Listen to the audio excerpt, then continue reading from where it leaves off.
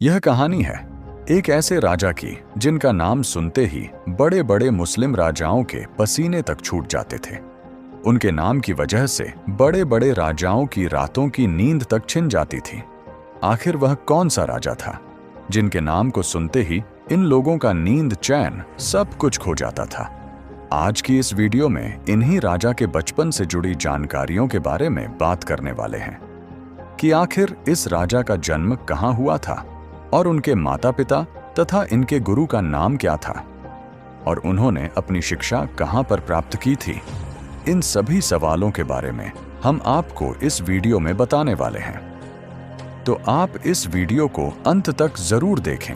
इसके माध्यम से आपको पता चल पाए कि आखिर वह कौन सा राजा था जिसका नाम सुनते ही उस समय के बड़े बड़े मुस्लिम राजाओं के पसीने तक छूट जाते थे। तो साथियों, हम बात कर रहे हैं भारत के सबसे दिग्गज राजा छत्रपति वीर शिवाजी महाराज की, जिनका नाम ही काफी था बड़े बड़े मुस्लिम राजाओं के पसीने को छुड़वाने के लिए। और अगर हम छत्रपति वीर शिवाजी महाराज के जन्म की बात करें तो छत्रपति वीर शिवाजी महाराज का जन्म 19 फरवरी 1630 ईस्वी में महाराष्ट्र के पुणे जिले के शिवनेरी किले में हुआ था। और छत्रपति शिवाजी महाराज के पिता का नाम शाहजी भोसले और उनकी माता का नाम जीजाबाई था। और अगर हम छत्रपति शिवाजी महाराज के गुरुजी के नाम की बात करें तो छत्रपति शिवाजी महाराज के गुरु का नाम दादोजी कोंडदेव था।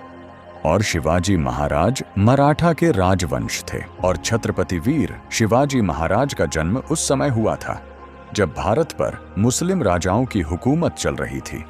और उस समय हिंदुओं तथा हिंदुओं के धर्म परिवर्तन से लेकर मां कहीं जाने वाली गौ माता पर भी बहुत ही क्रूरता के साथ अत्याचार किया जा रहा था। और इस अत्याचार को देखते हुए छत्रपति वीर शिवाजी महाराज से रहा न गया और उन्होंने मात्र 15 साल की उम्र में ही अपनी एक छोटी सी सेना तैयार कर ली। ऐसा इसलिए हुआ क्योंकि छत्रपति वीर शिवाजी महाराज की माता जीजाबाई एक धार्मिक और साहसी महिला थी।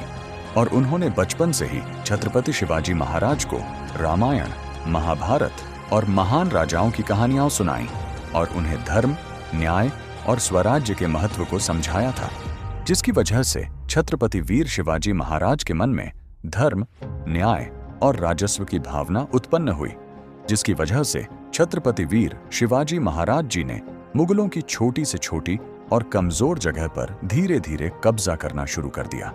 और छत्रपति शिवाजी महाराज जब भी छोटे छोटे किलों पर आक्रमण करते थे और उनसे जो भी खजाना मिलता था तो उस खजाने से छत्रपति वीर शिवाजी महाराज अपनी सेना के विकास में किया करते थे, जिसकी वजह से उनकी सेना धीरे धीरे बहुत ही बड़ी और बहुत ही मजबूत बन गई थी। और छत्रपति शिवाजी महाराज गोरिल्ला नीति का उपयोग किया करते थे, जिसका नाम शायद ही आपने कभी सुना होगा।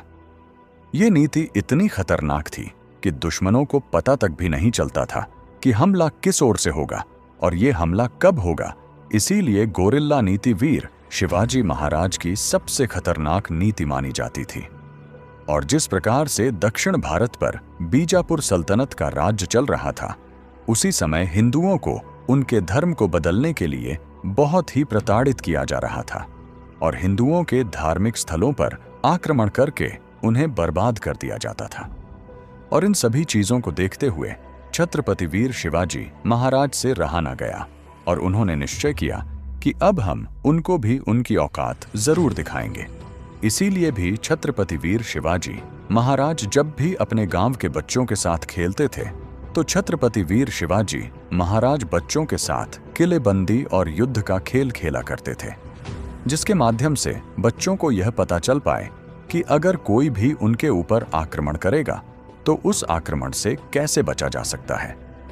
और छत्रपति वीर शिवाजी महाराज गोरिल्ला नीति का इस्तेमाल करते थे। और अब सवाल आता है कि आखिर यह गोरिल्ला नीति होती क्या है और इसका इस्तेमाल किस प्रकार से किया जाता है। ये सभी सवाल आपके मन में जरूर आते होंगे, लेकिन इन सवालों के जवाब को जानने से पहले अगर आपको हमारी ये वीडियो पसंद आ रही है तो आप हमारी इस वीडियो को लाइक करें और आप हमारे इस चैनल पर नए हैं तो चैनल को सब्सक्राइब करके बेल आइकन को ऑल पर प्रेस करना बिल्कुल भी ना भूलें, ताकि इस सीरीज की आने वाली सभी वीडियो का नोटिफिकेशन सबसे पहले आप तक पहुंचे। तो चलिए साथियों, वीडियो को शुरू करते हैं।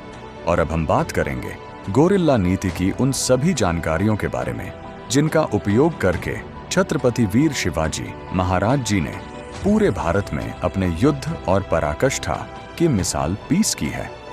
गोरिल्ला नीति का मतलब होता है किसी पर अचानक हमला करना, या फिर घात लगाकर बैठकर उन पर हमला करना, या फिर भाग जाना। ये सभी बातें गोरिल्ला नीति पर आधारित है और यह नीति पहाड़ी इलाकों में लगाई जाती थी। और गोरिल्ला नीति का जनक छत्रपति वीर शिवाजी महाराज को माना जाता है। छत्रपति वीर शिवाजी महाराज को पहाड़ी इलाकों की भौगोलिक परिस्थितियों की पूरी जानकारी होती थी और छत्रपति वीर शिवाजी महाराज के पास एक छोटी सी सेना थी। और छत्रपति वीर शिवाजी महाराज के पास कोई भी तोपखाना नहीं था, लेकिन उनकी सेना तलवारबाजी में इतनी कुशल थी कि अपने दुश्मनों को फाड़ कर रख देती थी। और छोटी सी सेना होने के कारण छत्रपति वीर शिवाजी महाराज गोरिल्ला नीति का इस्तेमाल करते थे। अगर हम गोरिल्ला नीति की विशेषताओं की बात करें तो छत्रपति वीर शिवाजी महाराज की सेना अपने दुश्मनों पर अचानक से हमला करती थी और मुगलों के जवाबी हमला करने से पहले उनकी सेना अचानक गायब हो जाती थी। छत्रपति वीर शिवाजी महाराज की सेना रात में या फिर पहाड़ी इलाकों में घात लगाकर मुगलों के ऊपर हमला किया करती थी। और इस रणनीति का इस्तेमाल करने से छत्रपति वीर शिवाजी महाराज की सेना मुगलों के हाथ नहीं लगती थी। और छत्रपति वीर शिवाजी महाराज की गोरिल्ला नीति मुगलों को हैरान कर देती थी और उन्होंने मराठा साम्राज्य की स्थापना में महत्वपूर्ण भूमिका निभाई थी। और ये रणनीति आज भी सैन्य रणनीति के क्षेत्र में एक महत्वपूर्ण तकनीक के रूप में जानी जाती है। तो साथियों, उम्मीद करता हूं कि आपको हमारी इस वीडियो में दी गई जानकारियां पसंद आई होगी। अगर आपको हमारी यह वीडियो पसंद आई है तो आप हमारी इस वीडियो को लाइक करें, शेयर करें और चैनल पर नए हैं तो चैनल को सब्सक्राइब करके बेल आइकन को ऑल पर प्रेस करना बिल्कुल भी न भूलें, ताकि हमारी वीडियो की इस सीरीज का नोटिफिकेशन सबसे पहले आप तक पहुंचे। तो चलिए साथियों, मिलते हैं आने वाली वीडियो में। जय श्री राम।